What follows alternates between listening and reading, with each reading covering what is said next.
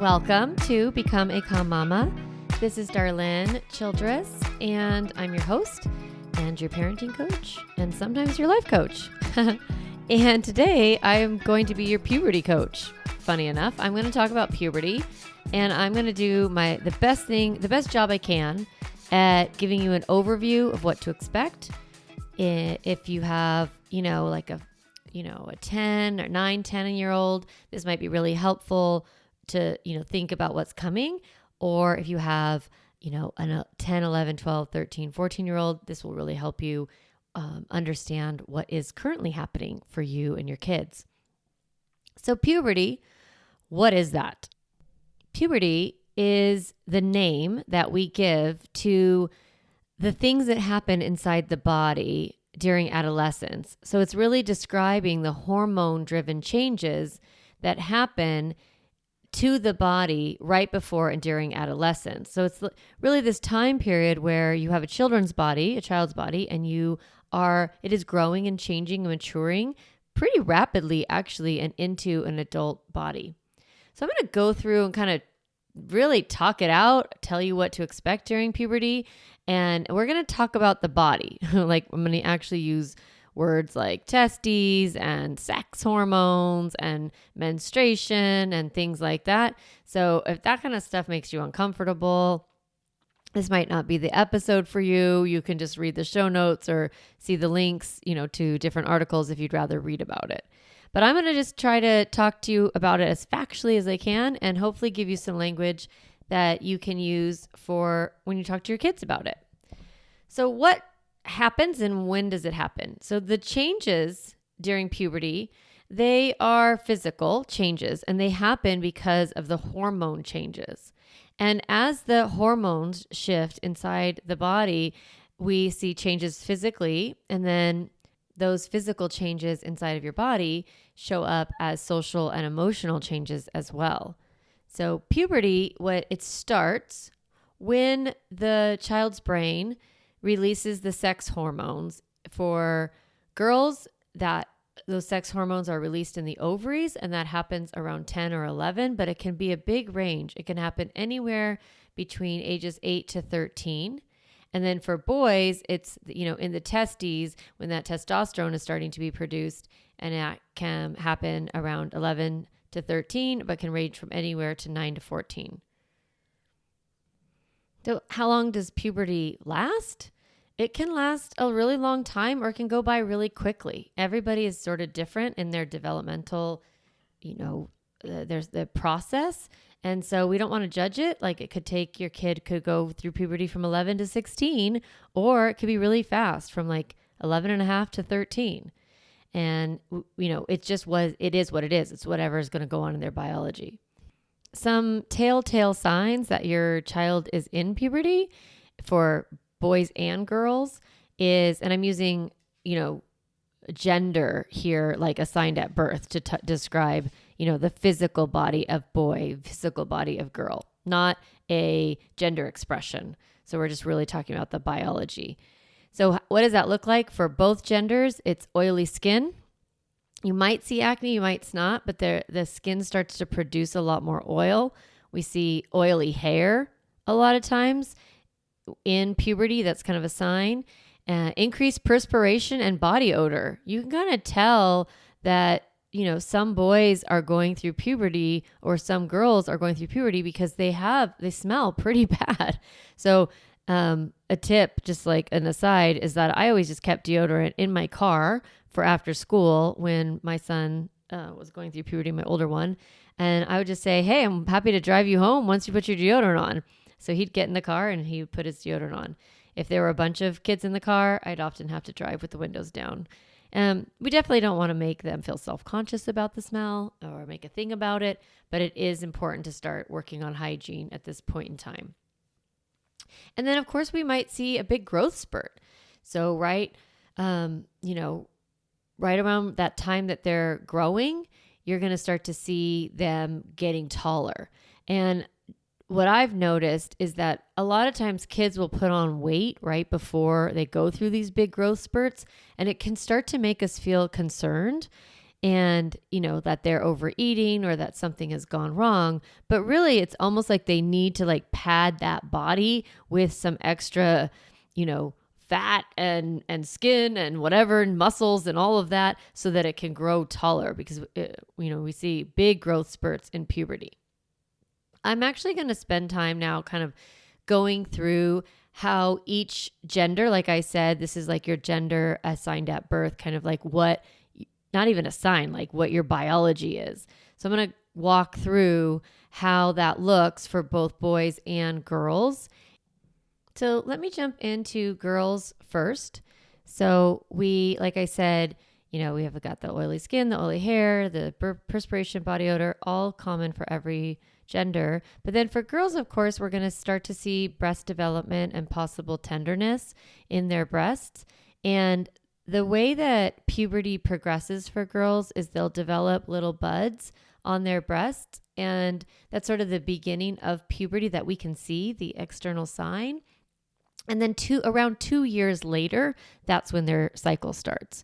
So for some girls, they may have those little buds at 8 or 9 or 10 or even 11. It can be really all the way up to 13.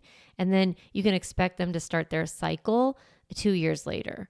So if you have a 10-year-old, that has had little buds for a while, their period might be coming. And then we also see growth of pubic hair and underarm hair, and then changes in the figure, possibly, and widening of the hips a little bit. And like I said, the start of menstruation.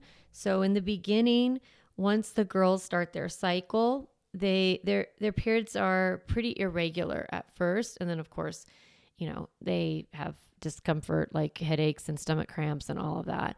And you can just treat that like you do for yourself. And then for boys, their penis grows, their testicles grow. And sometimes the growth of the testicles is uneven, and that's nothing to worry about.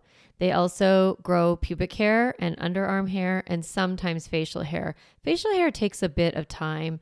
As puberty progresses, then you are going to start to see more facial hair. Now, in that, when the penis and the testicles are growing, they're also producing testosterone. So like for the girls, in order to create menstruation, their hormones are progesterone and estrogen. And so once that kind of gets activated in their ovaries, they are, starting their cycle. And now for boys, then that's going to be testosterone that is allows the testicle to produce sperm. And so then that's when you start to maybe see ejaculations. And then for boys, the larynx or the voice box will start to deepen. And in that process, the voice is breaking. So voice variations are normal, but they do like settle over time. Those are all really like typical things you probably know. Obviously, you've gone through, you've gone through puberty yourself, and your partner has. And so, it's like, those are almost anecdotal. You can just see what happens to the body as it goes through puberty. So I want to talk a little bit and go into depth more on the hormonal changes that happen in the brain and in the stress response. So in this program, like in Become a Calm Mama and all of my programs, I talk a lot about your nervous system, your stress response, your ability to regulate your emotions in the emotionally healthy kids class, the emotionally healthy middle schooler, emotionally healthy teen. I am really teaching you all about stress management and how to, understanding your brain, understanding what happens to your brain, and then what to do when you are in a stress response, how to move through that. So it's like a big part of my program. And what I find really interesting is that one of the reasons that having a middle schooler or a high schooler is so challenging is because of these changes that are going on in their brain structure. So the two main things that are happening during adolescence and puberty is you have the hormones that we just, I talked about how they show up in the body, but that hormone change is in those new hormones coming into the the regulation system in the brain and the body is actually disrupts a lot of the ways that the brain processes stress. So I'm going to go deep into that. And then the other way that the changes that happen in the brain during adolescence that make it hard for us are what we call pruning. So I'm going to do an episode on that for next week. So that way you guys have a real understanding of what is going on in your kid's brain and the structure and neurology of it. And then you can see the behaviors that are happening, and it'll help you understand sort of why and give you a little more compassion. That's my hope. So I'm going to remind you of what the stress response is, and then talk about what's different in puberty.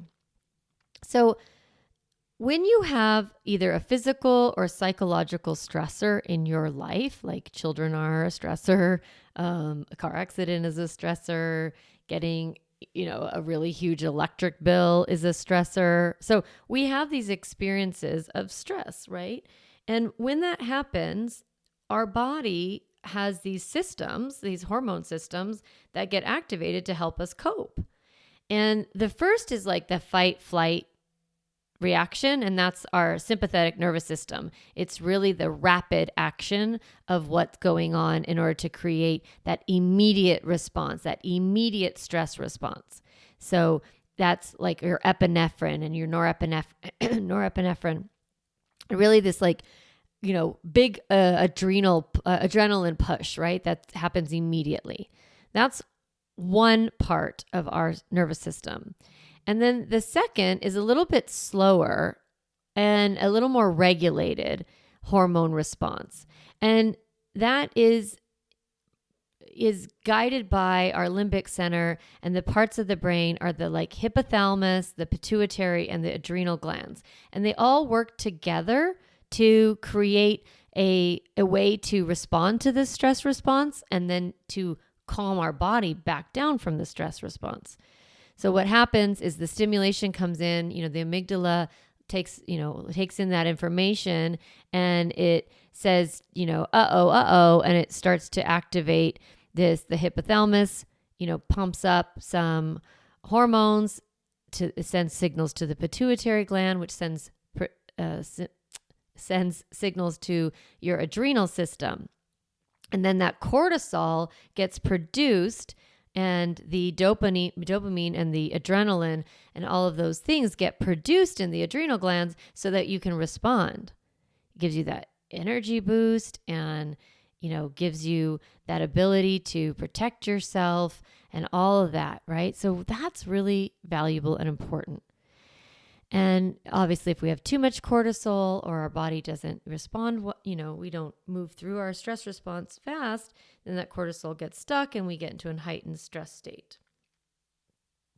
What's cool, by the way, is that it's like a feedback loop. So the brain says, help, help, and then it sends this message, and then the adrenals create all of this, these hormones and produce them in our bodies, and then we respond with our body. And then there's a feedback loop that sends a signal right back to the brain that says, okay, we can calm down. Cortisol no longer needed. Thank you so much. Shut it down. And then the hypothalamus and pituitary gland stop producing, stop sending those signals to produce the cortisol. So it's like a big feedback loop. It's a system inside the body, right? So we need our brain to tell us what we need to produce in our body. Our body produces those hormones, and then we use them up and we send them back to the brain, and the brain stops. Normal response. Now, what happens in puberty is that system that is supposed to respond to stress is also the system that is responsible for creating all of the sex hormones. Sometimes they're called steroid hormones. A lot of times they're just called sex hormones. And they are the ones that create sexual characteristics, like our bodies, create, all the things we talked about with puberty, the testosterone for man. Girls also get testosterone, and then the estrogen and progesterone. All that is created through the same stress system, which doesn't seem like the smartest way of, human development, but it is. They all kind of get together. So your child is working hard, 0 to 10-ish, to manage their stress and their cortisol, and they get pumped up and they have to process that cortisol. And it's a very immature system because they're young. And then we take this very immature system and we add a whole bunch of new hormones to the same stress response system. And we flood it with like testosterone. Like, for example, the production of testosterone increases 10 times in adolescent boys. Like a lot more gets created during this pubescent time. And then for girls, of course, you didn't have to activate estrogen or progesterone or any of those things because you weren't creating a menstruation cycle. So we have this influx of these new hormones, and the limbic system, the part of the system that is responsible for the stress response, is now responsible for the sexual response. So the thing that's responsible for mood is becoming really activated and flooded and overworked during puberty. So I really want you to think about that the adolescent brain, it has all the stress hormones, the sex hormones, the growth hormones, all being managed for the first time in one system inside the body. And that means that it needs to learn, the brain and body need to learn how to regulate those new hormones. And it takes a while.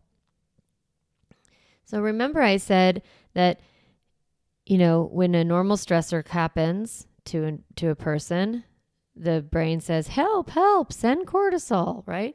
And then send adrenaline, right? It says, and then it goes into the adrenals and they pump it all up and we have a stress response, we get activated.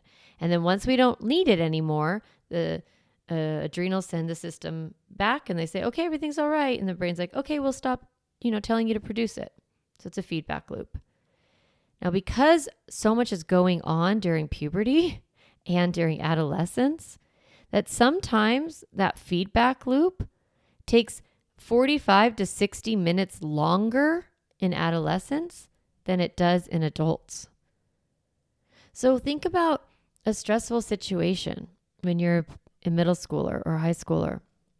Your friend looks at you weird, or your brother, or your sister took your shirt, or like this happened to my teenager, you wanted to wear some clothes and they were in the washing machine, So something happens in your environment and your stress response is activated. It's like poof, right? We all have that. We flip our lid, mad mom syndrome, whatever's happening.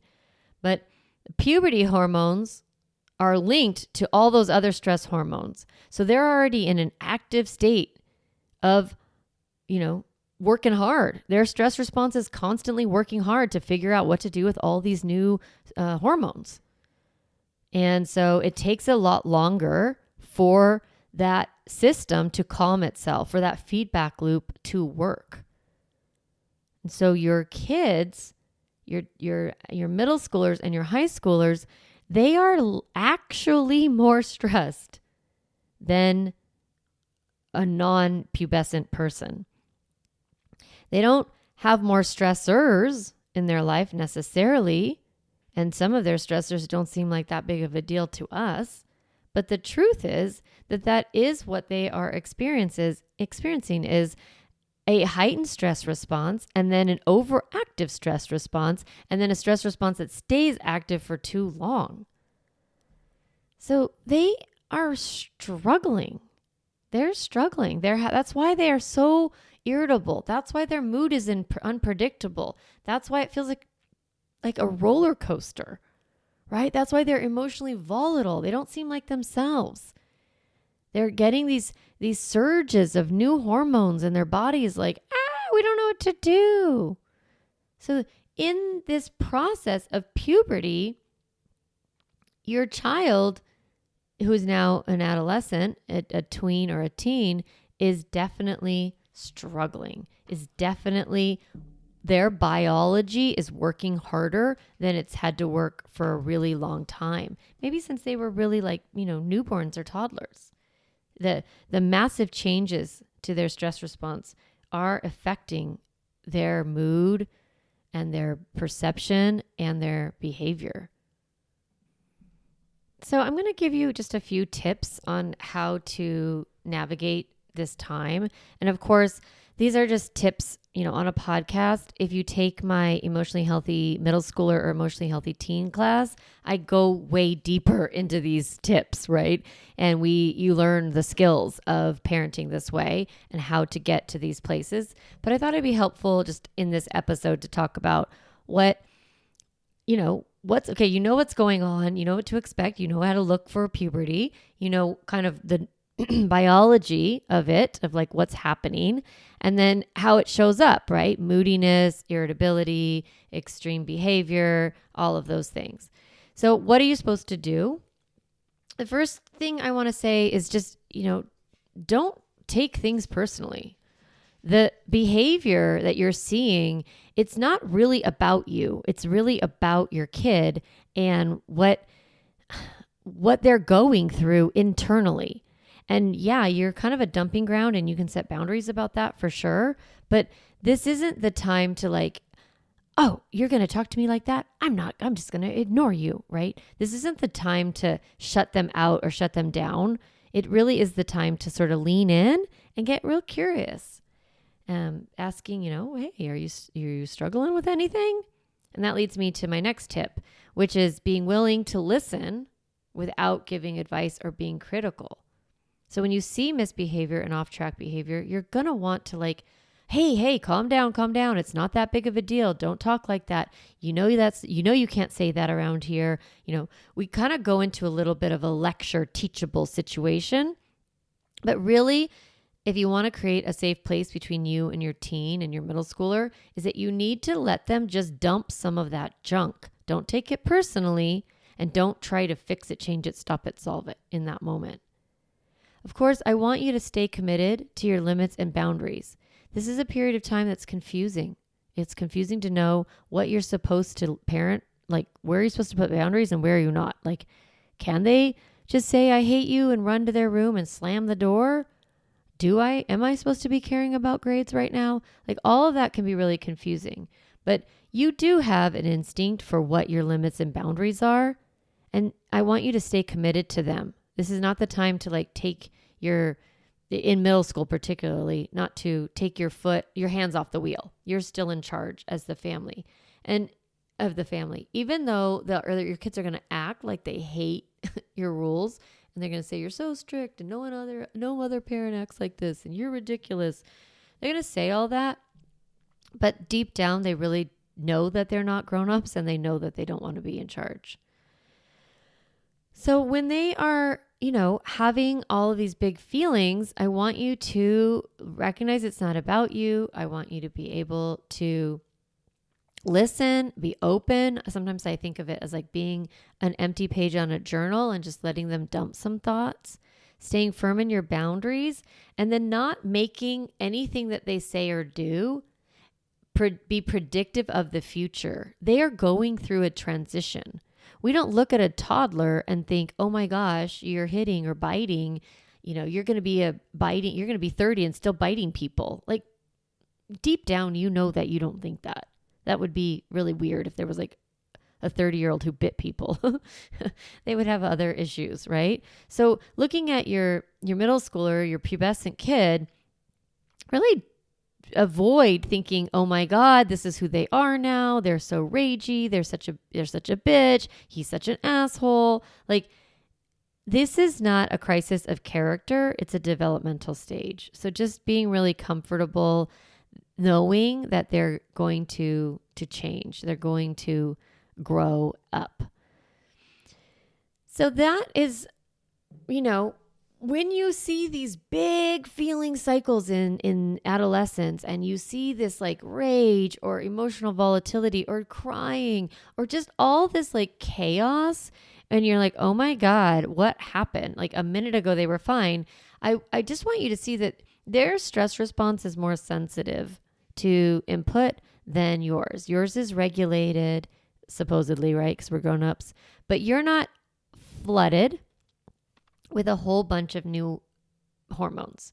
Your body has gone through puberty a long time ago, and it is no longer trying to figure out what to do with estrogen, right? It knows now what to do. You've trained it. Your brain and body have developed a system, and then you have your cycle, right? But that took your brain and body a while, and in the middle of that, your body was going through stress. The same with the testosterone. The body is producing all this testosterone and it doesn't know what to do with it yet. It doesn't know how to cycle that. It's not creating that much sperm with it all. So it doesn't even know what to do.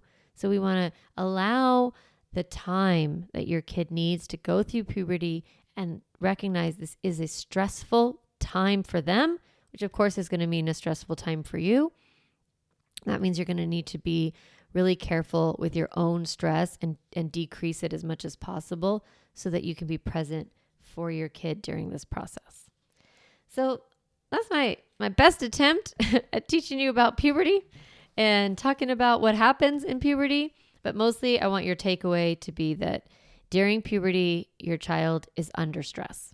This is a stressful time. And hopefully you can grow in some compassion and grace and understanding and show up with a little bit more tolerance of that emotional shitstorm. Okay, if you want help with this, as you know, I am teaching the emotionally healthy middle schooler class and the emotionally healthy teen class.